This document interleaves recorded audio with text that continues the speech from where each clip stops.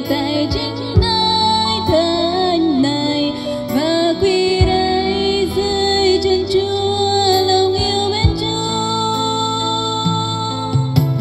Suốt cuộc đời này lòng con khát khao chỉ muốn Cha vui lòng, nguyện lời tôn vinh con khiến Cha đẹp lòng.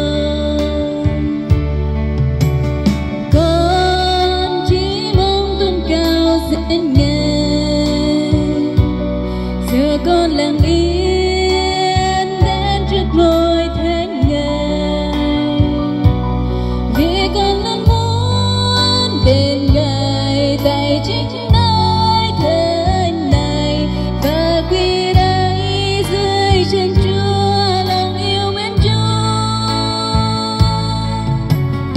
Suốt cuộc đời này lòng con khát khao chỉ muốn Cha vui lòng, nguyện lời tôn vinh con khiến Cha đẹp lòng.